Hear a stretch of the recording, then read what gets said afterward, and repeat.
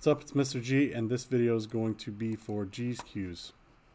So you have 4 files here. You got drawing 1, 2, 3, and 4, and each question before, each drawing, so this says drawing number 1 right here, the questions that follow it are all within the same file. So the first 10 are all within drawing number 1, and then it switches to drawing number 2, and then you go down to number 26, and then it switches to drawing number 3, so on and so forth. So we're looking at drawing number 1. I've already got it open in AutoCAD here. So when you first open up this file, it doesn't look like there's anything here. If you zoom out a little bit, there's not going to be anything on your screen, but all of these questions deal with inserting blocks, which are up here. So the blocks are pre-made. So when you open it up, as long as it says G's Q's number 1 right there, you're okay. So let's look at the question. It says, insert the block titled bathtub 60 by 32. What is the height of the bathtub? So I'm going up here to insert. I'm looking for bathtub. I click it, and then it's attached to my mouse, although it's it's not exactly on my mouse. If you can't see it, it's probably because you're zoomed in too far. So if you could see it right there. If you're zoomed in and you're seeing this, just zoom out a bit and you'll be able to see the bathtub pop up. So bathtub is here. It asked me for the height. So I'm going to go to measure, distance, and click here to here, and the answer is 32. Now it's pretty obvious because it says it's 60 by 32 there. So 60 is the width, 32 is the height. So your answer for that would just be 32. Okay. Number 2, it says what is the area of the bathtub? So it's the same bathtub here. To find area of something, since this is a block, you can't just go to properties and find the area right here. It's not a polyline or anything, it's a block. So what you have to do is go to measure, area, and then just make a polygon around the corners to find the area. You'll click there, and once you click the 4th point, just hit enter. It'll still look like it's trying to add more, but as long as you just hit enter there, it'll tell you the area on the mouse. So it's 1920.000. Okay, what is the perimeter of the bathtub? So for the perimeter, let's see, I don't know if there's a measure tool here. For the perimeter, what I would probably do is just make, since it's a rectangular shape, I would probably just make a rectangle on top of it, like so. And then click on that polyline and go to properties. It's a polyline because I just created a rectangle, and then just check the length there. I'll go ahead and erase that. Okay, number 4, so scale the bathtub up by 2. What is the area of the bathtub now? So you can just select it, hit the scale tool, click a point, a base point, and then type in 2 for the value. It should double the size. And then you can go to measure area, click here, here, here, and here, just like we did before. Hit enter, and then it'll tell you the area.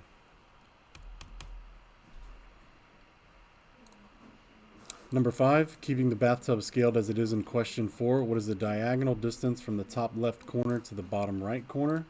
So just want you to draw a line from the top left corner here to the bottom right corner there, and then find the distance of that line.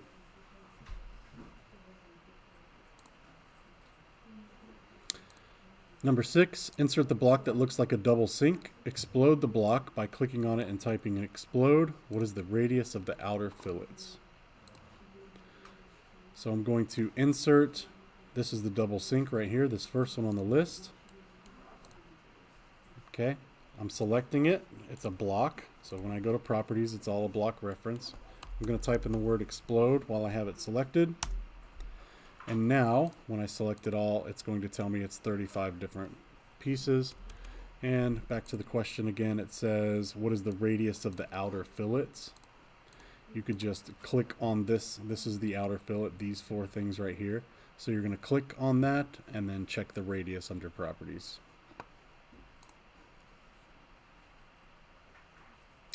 Number 7, select the outside sink lines and fillets to join them together using the join command. What is the length?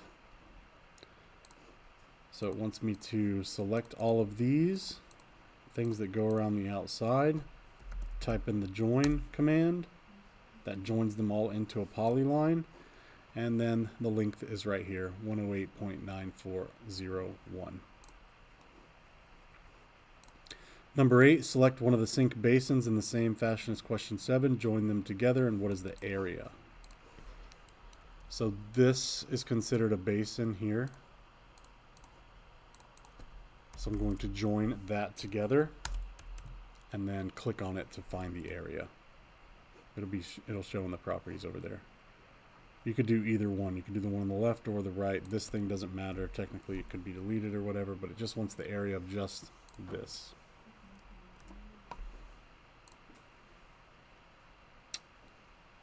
Number 9, how many circles are there in the double sink block? Okay. I just deleted one there. Anyway. So I'm just going to insert another sink here. It wants to know how many circles there are. So I'm going to select it and type explode because right now it just says block reference on the properties. The easiest way to find out how many circles I have is to select all of this. What it does is over here in the properties, it tells me how many objects I have selected. There are currently 35 objects. If I click on this, it'll tell me the different types of objects I have. So it says 14 lines, 4 circles, 15 arcs, and 2 polylines.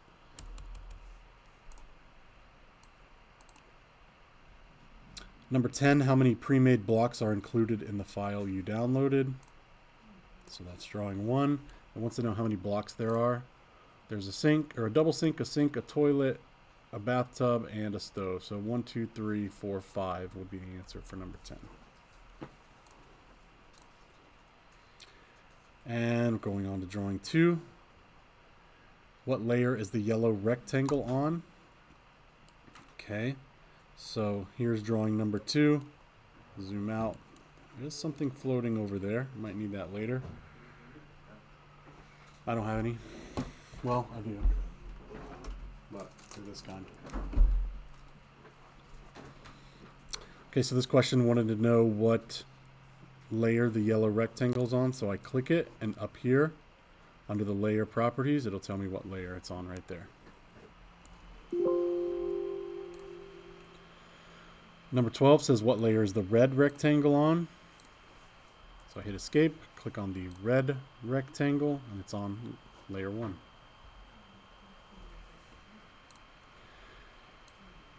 How many of the colored rectangles are polylines? So here are the colored rectangles. You're supposed to select them all. And just like the sink question a few minutes ago, you click this little drop down and it'll tell you how many of them are lines and how many of them are polylines. Number 14, if you selected all of the colored items in the drawing, how many lines are there? So I want you to select all of the colored items in the drawing, like this. How many lines are there? Again, it's just this little drop down.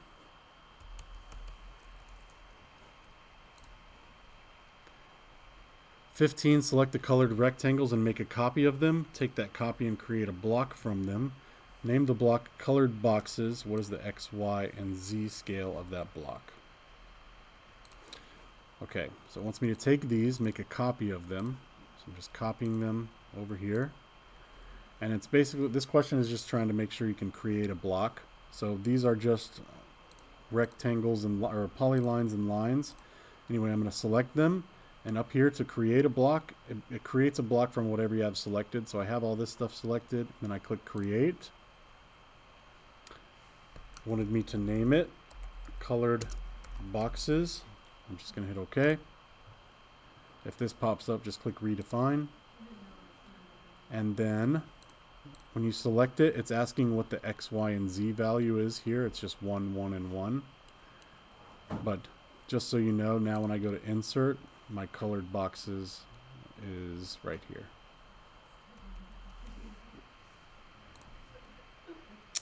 "16, when you created the block colored boxes, what layer did AutoCAD put it on?" So when I click on this box, it made it on the 0 layer.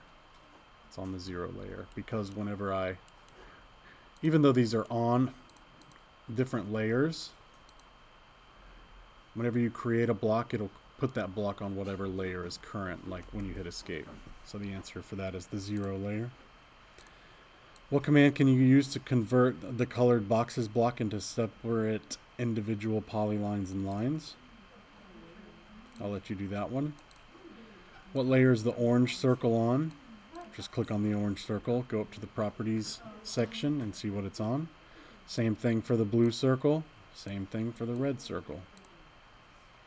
Okay, number 21. Why aren't the circles the same color as the layer that they're on? So when I click on this circle, it's brown even though it's on layer 3, and layer 3 is supposed to be blue. So if I go layer 3, it says the color is blue there. So the reason why this isn't blue is because over here in the properties panel, I'm using a object color override by just selecting a color instead of going to by layer. If I change that to by layer, it'll take on the properties of the layer.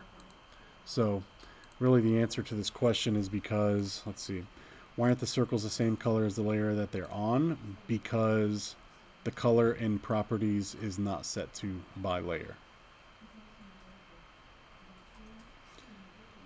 Number 22, using the 3 circles, create a new circle using tan, tan, tan. What is the circumference of the new circle? Okay, so it wants you to create basically a circle that touches all 3 of these other ones tangently. There's an easy way to do that. Under the circle tools, go to tan, tan, tan, and then just click the tangent here. That's click number 1, click number 2, click number 3, and it should create a circle that connects to all 3 of those tangently. And then you just click on the circle click on the circle, and then over here in properties, it'll tell you the circumference. Using only the red and blue circle, create a circle using tan, tan radius with the radius of 21. What is the circumference of the new circle? So between the red and blue circle, so I'm going to erase this one and go to the circle tool that says tan, tan radius. How that works is you click one tangent and then a second tangent and then type in the radius, which is I think 21, and it creates a circle like that. And then it wants you to check the circumference. You just click on the circle and it'll be in the properties. How many total circles are there on the drawing now? Well, that's tricky because there's one floating around over here. And I don't know that I was supposed to erase that other one. So really, it would be 1, 2, 3, 4, 5, and then the one I'm missing. Let's put 6 for that one. How many total circles are there on the drawing now? Let's put 6. Number 25, insert the yellow rectangle block. What is the area of the block? So I'm going up here to insert yellow rectangle. It's not much of a rectangle. Finding the area of that. I can't just click on it because it's a block. You can explode it. And then it's going to be a polyline, and then you can check the area. 26. Take the original cluster of 5 colored rectangles and group them together. Make a polar array about the origin of the drawing. Set the number of items to 21. Okay, this is a lot. Let's see. I'm going to erase that. I'm going to erase all of this stuff. So I'm going to take this and do a polar array around the origin of the drawing, which is here. So I'm going to type 0, 0. And then number of items up here, I'm going to set to 21. Let's see what it says after that. Then explode the array into separate parts. How many polylines are there? So I'm going to select it, explode it, select it all again, and then I'm going to click here. It should say 231 if you did it right. You're going to click there, and it'll tell you how many polylines and lines there are. The question is looking for polylines. And we'll do the rest in another video.